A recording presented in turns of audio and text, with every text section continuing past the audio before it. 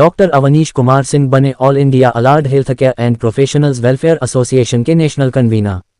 अलार्ड health care professionals के अधिकारों की रक्षा और समस्याओं के समाधान के लिए एसोसिएशन करेगा प्रभावी पहल। Varanasi. All India allied health care and professionals welfare association ने डॉक्टर अवनीश कुमार सिंह को नेशनल कन्वीनर नियुक्त किया है। एसोसिएशन का मुख्य उद्देश्य अलार्ड हेल्थ केयर एंड प्रोफेशनल्स से जुड़े विभिन्न विषयों के विकास, उनकी समस्याओं के समाधान तथा उनके अधिकारों की रक्षा के लिए प्रभावी ढंग से कार्य करना है। एसोसिएशन द्वारा अलार्ड हेल्थ केयर प्रोफेशनल्स से जुड़ी समस्याओं और आवश्यकताओं को सरकार के समक्ष रखने तथा उनके उचित निदान के लिए हर संभव प्रयास किया जाएगा। इसके साथ ही प्रोफेशनल्स के हितों, सम्मान और अधिकारों की रक्षा के लिए भी संगठन सक्रिय भूमिका निभाएगा।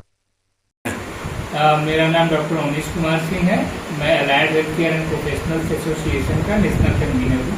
सर, अलाइड हेल्थ केयर है क्या और स्वास्थ्य व्यवस्था में इसकी भूमिका क्या है, इस बारे में? अलाइड हेल्थ केयर जो है जितने भी चिकित्सा में जैसे physiotherapy, optometrist, lab technician, radiologist technician, diet and nutrition और अन्य भी सहायक जितने भी प्रोफेशनल्स हैं वो अलाइड हेल्थ केयर में आते हैं। इसमें कौन कौन से प्रमुख कोर्स हैं और इसका कैरियर विकल्प क्या है? इसके में प्रमुख जो कोर्स हैं वो फिजियोथेरेपी चिकित्सा है, ऑप्टोमेट्री है, डाइट न्यूट्रिशन है, लैब टेक्नीशियन है, रेडियोलॉजी है। जो बिना कोई भी डायग्नोस्टिक हो, कोई भी हॉस्पिटल हो, बिना रेडियोलॉजी टेक्नीशियन के नहीं चल सकता है, बिना लैब टेक्नीशियन के नहीं ऑपरेट हो सकता है, बिना फिजियोथेरेपी चिकित्सा के नहीं चल सकता है। कोई भी सर्जरी करने के बाद आपको अच्छे रिस्पांस के लिए, पेशेंट को 100% रिजल्ट लाने के लिए ये सारी सहायक जितनी भी चीजें हैं वो जरूरी हैं। इस क्षेत्र में युवाओं के रोजगार के लिए, ठीक है, कितनी संभावना है? इस क्षेत्र में युवाओं के रोजगार की 100% संभावना है, अगर वो सही तरीके से पढ़ाई करता है, सही जगह से पढ़ाई करता है और पूर्ण रूप से प्रशिक्षित होकर आता है। अलाइड हेल्थ केयर प्रोफेशनल और डॉक्टरों के बीच किस तरह का समन्वय होता है? ये समन्वय अगर एक एग्जाम्पल के थ्रू हम बताएं तो ठीक समझ लीजिए कि जैसे बिना ऑक्सीजन के हमारा हार्ट नहीं चल सकता है, वैसे ही बिना अलाइड हेल्थ केयर के जो है एक टीम, एक हॉस्पिटल, एक डॉक्टर टीम भी अच्छा कार्य नहीं कर सकती है या पूर्ण रूप से रिस्पांस नहीं दे सकती। सर, इस क्षेत्र में कौशल प्रशिक्षण और व्यावसायिक शिक्षा को कितना महत्व दिया जाता है? इसमें सरकार द्वारा बहुत सारे जो है कौशल प्रशिक्षण कार्यक्रम चलाए जाते हैं, जो बहुत सारे एनजीओ के माध्यम से चलते हैं।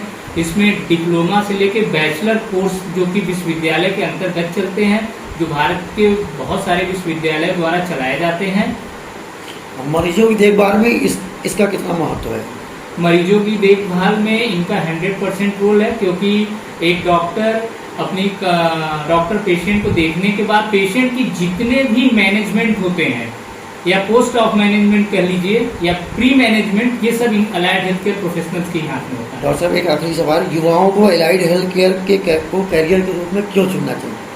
इसलिए चुनना चाहिए कि ये एक ऐसा फील्ड है जिसमें कोई भी व्यक्ति सेल्फ डिपेंडेंट होता है। जैसे सपोज कि किसी ने फिजियोथेरेपी में पढ़ाई की और अगर कल को वो कहीं जॉब नहीं करना चाहता है तो वो अपना खुद का एक क्लिनिक सेटअप कर सकता है। कोई ऑप्टोमेट्री में पढ़ाई करता है, वो अपनी खुद की चश्मे की दुकान लगा सकता है। कोई लैब टेक्नीशियन का फील्ड चुनता है तो वो खुद का जो है एक लैब सेटअप डॉक्टर के साथ मिलकर शुरू कर सकता है। इसलिए इसमें संभावनाएं अन्य कोर्सेज की अपेक्षा ज़्यादा होती है, क्योंकि वो सेल्फ डिपेंडेंट होते हैं। सर, जो AI इस समय है, इसका अलाइड हेल्थ केयर पे कितना प्रभाव पड़ेगा? AI का अलाइड हेल्थ केयर में प्रभाव बहुत ज़्यादा नहीं पड़ने वाला है, क्योंकि बिना अलाइड हेल्थ केयर प्रोफेशनल्स के आपको रिजल्ट मिलेगा ही नहीं। AI वो रिजल्ट नहीं दे सकता। आप सपोज करिए कि हमको किसी को एक्सरसाइज कराना है तो हम एक्सरसाइज कोई ह्यूमन बॉडी एक्सरसाइज कराएगा, कोई ह्यूमन एक्सरसाइज कराएगा, न कि कोई मशीन या AI कराएगी।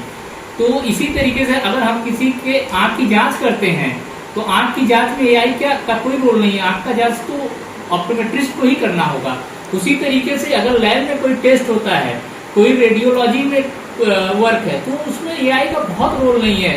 वो बिना जो है अलाइड हेल्थ केयर के संभव ही नहीं है। सरकार इसको बढ़ावा देने के लिए क्या क्या कदम उठा रही है?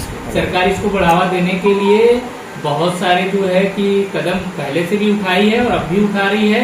इसमें शॉर्ट टर्म ट्रेनिंग प्रोग्राम्स भी चलते हैं कौशल विकास के अंतर्गत। इसमें सर्टिफिकेट कोर्स हैं और बैचलर कोर्स हैं। अभी स्टेट मेडिकल फैकल्टी ने बहुत सारे डिप्लोमा को बंद करके सीधे बैचलर कर दिया है, जो कि 4 से 5 साल के कोर्सेज हैं। तो इसमें डे टू डे गवर्नमेंट कुछ न कुछ नया क्रिएट कर रही है।